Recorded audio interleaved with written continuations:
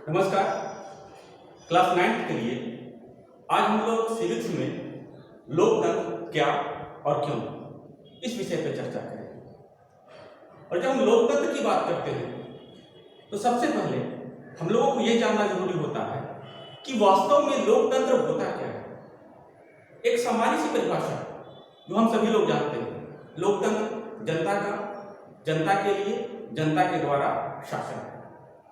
और इसके साथ हम ये भी कह सकते हैं इसको सामान्य रूप में कि लोकतंत्र सरकार का एक ऐसा रूप है जिसमें शासक का चुनाव जनता करती है।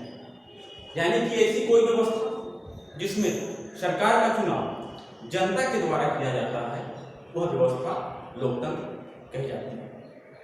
लेकिन जब हम इस बात की गहराई में जाते हैं तो क्या ये परिभाषा पूरी तरीके से लोकतंत्र के लिए परफेक्ट है? सिर्फ ये कह देने मात्र से कि ऐसी व्यवस्था जिसमें सरकार का चुनाव जनता के द्वारा किया जाता है वह लोकतंत्र है, तो क्या यह मानना उचित होगा कि क्या यह लोकतंत्र है? क्योंकि विश्व में अनेक ऐसे देश हैं जहां पर सरकार का चुनाव जनता करती है, लेकिन वहां पर लोकतंत्र उसे नहीं माना जाता है। हमारा पड़ोसी देश चीन, वहां भी चुनाव होता है। क्या वहां लोकतंत्र है? हम लोग जानते हैं कि वहां लोकतंत्र की व्यवस्था नहीं है। हमारे पड़ोसी देश पाकिस्तान में, वहां भी चुनाव होता है। क्या वो देश पूरी तरीके से लोकतांत्रिक है? इसका जवाब मिलता है नहीं। यानी कि केवल चुनाव जनता के द्वारा हो, इसी के आधार पर हम लोग ये नहीं कर सकते कि कोई व्यवस्था लोकतांत्रिक है। हमें इस विषय की गहराई में जाना होगा। तो जब गहराई में जाना होगा तो एक एक शब्द की चर्चा करते हैं। सरकार, तो सरकार मतलब क्या? इसको हम लोग कहते हैं निर्वाचित सरकार। मतलब ऐसी सरकार जो कि जनता के द्वारा निर्वाचित हो, इस प्रकार की सरकार हो। दूसरा जो शब्द आया निर्वाचित, तो हम सरकार का निर्वाचन कैसे करेंगे? तो हमारा जवाब आता है चुनाव के माध्यम से। जिस सरकार का चुनाव होता है, जिसको हम चुनते हैं, वह निर्वाचित सरकार कहलाती है। अब ये चुनाव किस प्रकार का? बलपूर्वक कराया गया चुनाव या जनता की इच्छा से कराया गया चुनाव? तो स्वाभाविक रूप से हमारा जवाब होगा कि जिसमें जनता जो है चुनाव किस रूप से करेगी? स्वेच्छा से, अपनी इच्छा से, अपने मर्जी के अनुसार जब सरकार का चुनाव किया जाता है जनता के द्वारा, तब उस सरकार को कहते हैं निर्वाचित सरकार। डरा धमका करके, जोर जबरदस्ती के साथ जिस सरकार का चुनाव होता है वह व्यवस्था लोकतांत्रिक नहीं होती। अब ये चुनाव, इस चुनाव में भाग लेने वाली जनता कौन होगी, इस बात पर भी चर्चा करना जरूरी है। तो जो जनता होगी, यानी कि ये चुनाव यानी कि जनता की बात करते हैं जिसे वोट देने का अधिकार प्राप्त होता है, यह समान रूप से सभी लोगों को उपलब्ध होना चाहिए। यानी कि वोटर्स के बीच में किसी प्रकार की असमानता, भेदभाव या मतभेद की स्थिति नहीं होनी चाहिए। तो इस आधार पर हम क्या करते हैं? सार्वभौमिक व्यस्त मताधिकार। सार्वभौमिक व्यस्त। अब इन सबको मिला करके हम लोकतंत्र की एक अच्छी सी परिभाषा बनाते हैं। लोकतंत्र एक ऐसी शासन व्यवस्था है जिसमें सरकार निर्वाचित होती है। फिर से सुनेंगे, लोकतंत्र एक ऐसी व्यवस्था होती है या शासन की ऐसी प्रणाली है जिसमें सरकार निर्वाचित होती है। इस सरकार का निर्वाचन जनता के द्वारा स्वेच्छापूर्वक किए गए चुनाव से होता है, और इस चुनाव में नागरिकों के बीच में या मतदाताओं के बीच में किसी प्रकार का भेदभाव नहीं किया जाता है। अर्थात सार्वभौमिक व्यस्त मताधिकार के आधार पर चुनाव करवाया जाता है और जनता स्वेच्छापूर्वक उस चुनाव में शामिल होती है और भाग लेती है। तो ये हमारा लोकतंत्र हो गया। इसमें हर एक चीज जरूरी है, सरकार भी जरूरी है, चुनाव भी जरूरी है, स्वेच्छापूर्वक होना भी जरूरी है और जनता का भी होना जरूरी है। अब ये सारी चीजें व्यवस्थित है, तब हम कहते हैं कि ये सरकार जो है या ये व्यवस्था जो है वो पूरे तरीके से लोकतांत्रिक है। तो ये तो लोकतंत्र की परिभाषा हो गई। अब इस परिभाषा के आधार पर हम इसकी विशेषताओं पर चर्चा करते हैं। इस लोकतंत्र की क्या क्या विशेषताएं हो सकती है और इन्हीं परिभाषाओं से हम इसकी विशेषताओं को निकालेंगे, यानी लोकतंत्र की विशेषताएं। और इस लोकतंत्र की जो पहली विशेषता होती है कि फैसला, आप इसको क्या कह सकते हैं, निर्णय। ये निर्णय लेने का अधिकार किसको होना चाहिए, तो निर्वाचित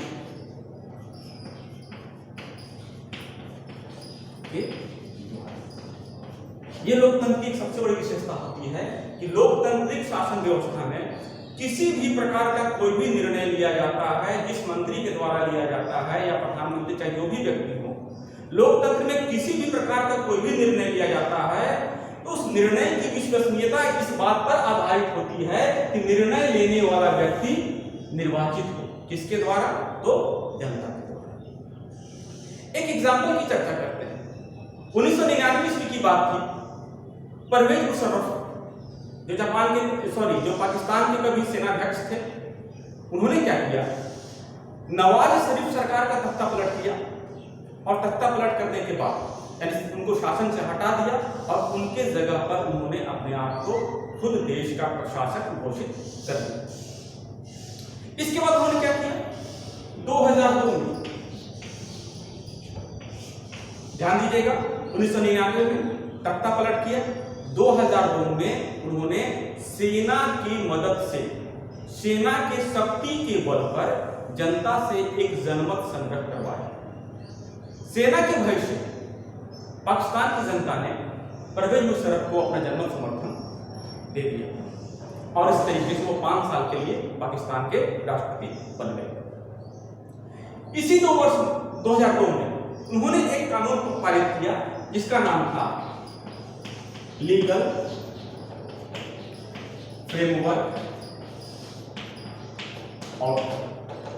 और इस लीगल फ्रेमवर्क ऑर्डर के द्वारा उन्होंने क्या किया, उन्होंने कहा कि इस कानून के द्वारा उन्होंने पाकिस्तान का संविधान ही बदल डाला, जबकि संविधान बदलने की शक्ति किसके हाथ में होना चाहिए, पार्लियामेंट के हाथ में। लेकिन इस कानून के द्वारा उन्होंने खुद ही कानून जो संविधान को बदल डाला। क्या बदलाव किया उन्होंने संविधान में?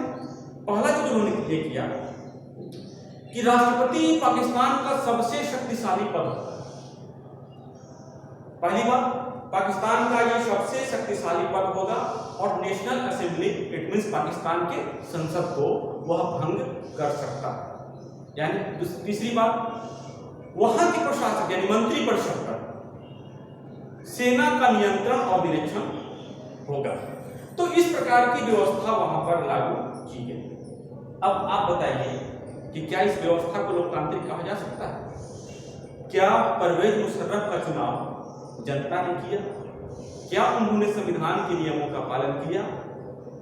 क्या उन्होंने जनता को उनके अधिकार प्रदान किए? तो सबका एक ही जवाब है, नहीं।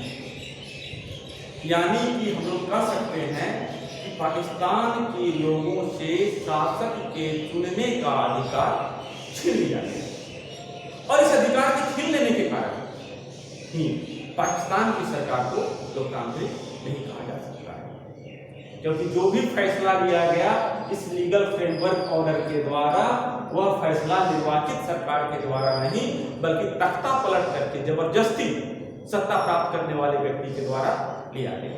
इसीलिए इस व्यवस्था को लोकतांत्रिक नहीं कहा जा सकता है। इसका मतलब इससे ये साबित होता है कि लोकतंत्र की एक विशेषता है कि लोकतंत्र में जो भी निर्णय लिए जाएंगे वह निर्णय जो है निर्वाचित सरकार या निर्वाचित नेता के द्वारा ही लिया जाना चाहिए, अन्यथा वह सरकार लोकतांत्रिक नहीं हो सकती। तो ये लोकतंत्र की पहली विशेषता है कि कि लोकतंत्र में जो भी निर्णय लिए जाएंगे, जो भी आदेश जारी किए जाएंगे, वह आदेश जनता के द्वारा, निर्वाचित व्यक्ति के द्वारा लिया जाना चाहिए। अब नेक्स्ट जो लोकतंत्र की अगली विशेषता, एक विशेषता हमने चर्चा की, अब लोकतंत्र की अगली विशेषता पर हम लोग चर्चा करते हैं, स्वतंत्र और निष्पक्ष चुनाव। यानी कि जो व्यक्ति निर्वाचित होगा उसके निर्वाचन की प्रक्रिया स्वतंत्र रूप से और निष्पक्ष रूप से होना चाहिए, यानी कि जनता के ऊपर किसी प्रकार का दबाव नहीं होना चाहिए। इसमें भी हम आगे बढ़ते हैं एक एग्जाम्पल के रूप में। हम एग्जाम्पल के रूप में चीन और मैक्सिको दो देश की चर्चा करेंगे।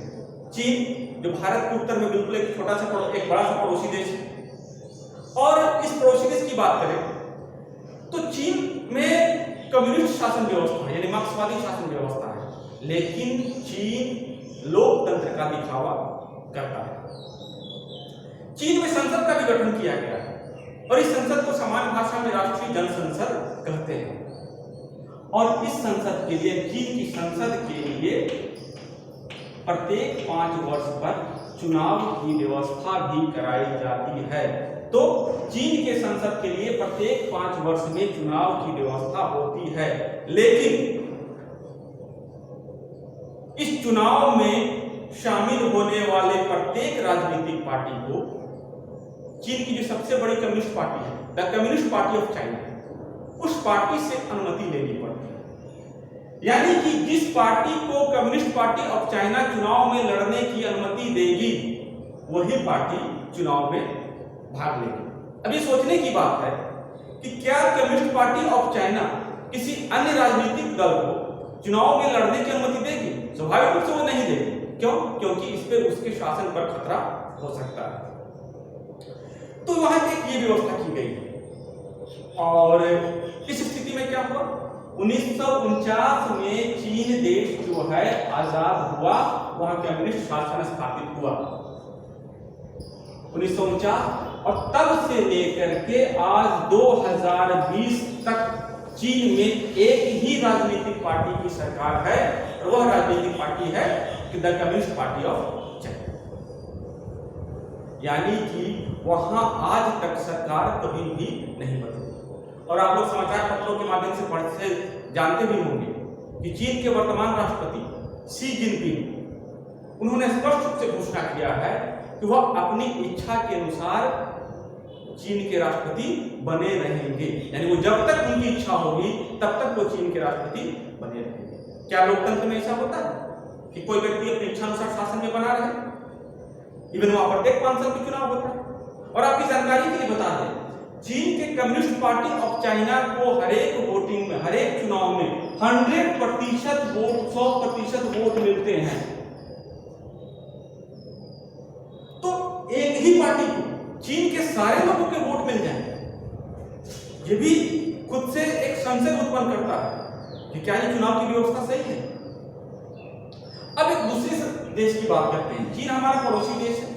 अब उत्तरी अमेरिका, यानी संयुक्त राज्य अमेरिका के दक्षिण में एक छोटा सा देश है मैक्सिको।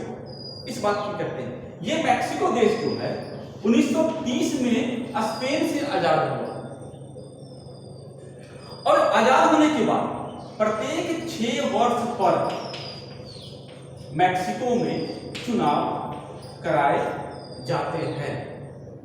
लेकिन कहा जाए तो सन 2000 तक इस चुनाव में केवल एक राजनीतिक पार्टी PRI, यानी कि इंस्टीट्यूशनल रिवॉल्यूशनरी पार्टी, इसी पार्टी को चुनाव में जीत मिलती है। यह पार्टी चुनाव में जीतने के लिए कई प्रकार के हथकंडे अपनाती है। जैसे सरकारी ऑफिस में काम करने वाले प्रत्येक व्यक्ति को PRI के बैठक में शामिल होना पड़ता है। विद्यालय में पढ़ने वाले बच्चों के माता पिता को जो है उनको जबरदस्ती, उनके बलपूर्वक PRI पार्टी को वोट देने के लिए बाध्य किया जाता है। कई बार ऐसा होता है कि अगर चुनाव में जीतने की संभावना कम है तो अचानक से ही वोटर लिस्ट बदल दिया जाता है या फिर वोट देने का स्थान ही बदल दिया जाता है। लोगों को सूचना ही नहीं मिल पाती है।